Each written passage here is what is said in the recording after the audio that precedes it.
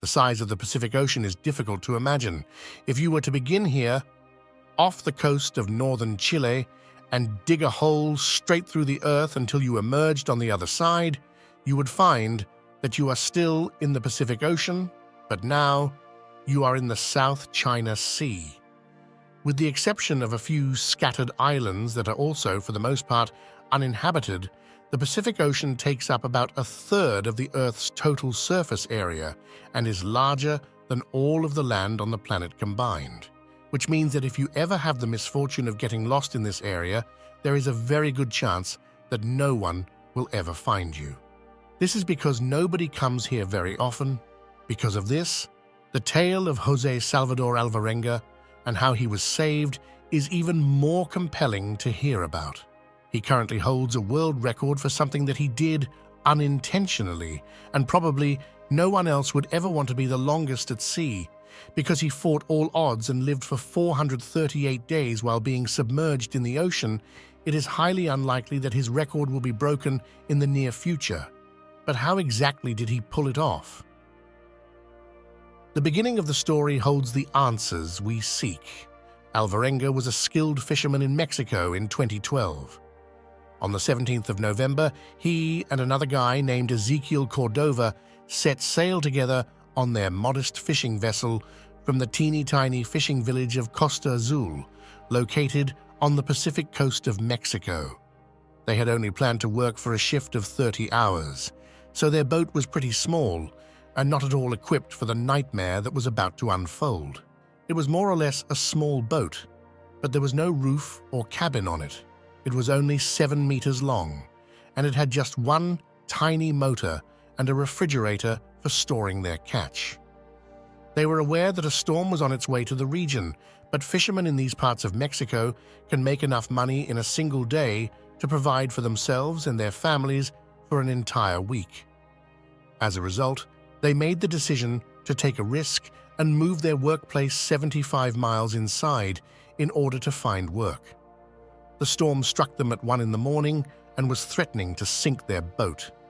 In a state of panic, the two men broke their fishing lines, threw overboard everything they caught and the majority of their gear, and cut their fishing lines in order to make their boats more maneuverable. They were only 15 miles away from the coast and could see mountains on the horizon when terrible luck struck them and their motor died. They were 6 hours away from the coast at the time, and they traveled through the storm and the night in an attempt to get back as quickly as possible.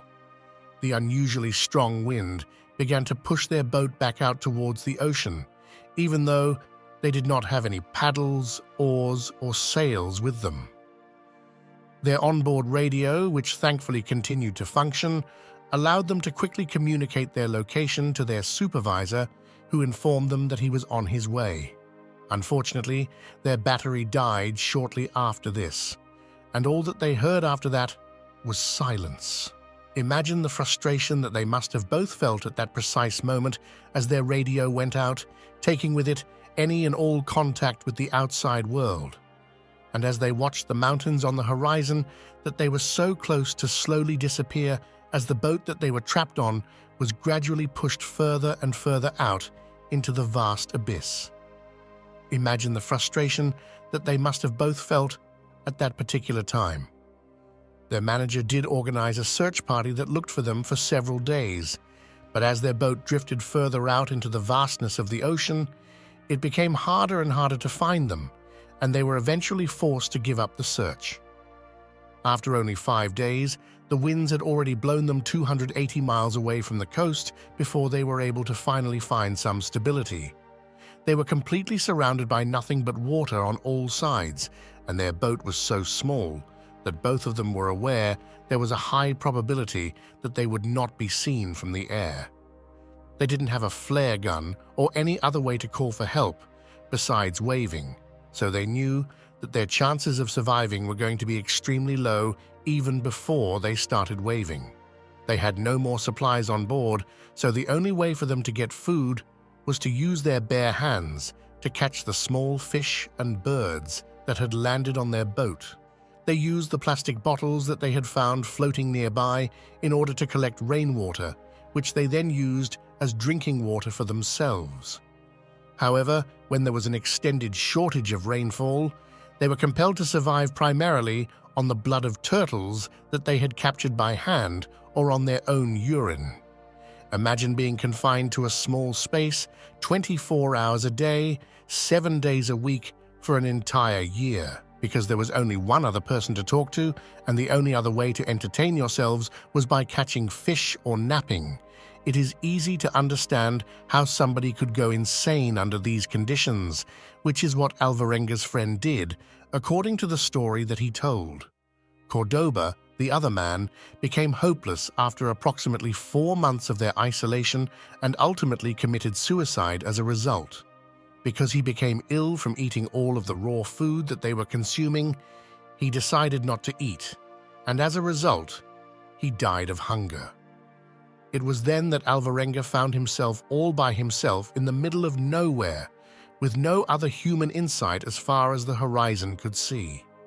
He was a tiny speck inside of the gigantic Pacific Ocean, and as you can see from this shipping map, the Central Pacific, which is where he was somewhere, is a very quiet part of the world. Even though ships only pass through this region rarely, he claims that he once came across one while he was by himself. It appears that a cargo ship went right by him, and 4 men on board spotted him and waved at him as they went by. However, they did not even bother to stop and instead continued moving past him. Imagine the level of frustration you would have felt if you had been lost for several months again. You were all by yourself when you finally spotted someone who could help you, but they simply ignored you and continued moving forward. After 11 months at sea, Alvarenga had covered approximately 5,000 miles in his weak little boat across the ocean. His clothing was in pieces, and he wore nothing but a sweatshirt to shield himself from the heat of the sun.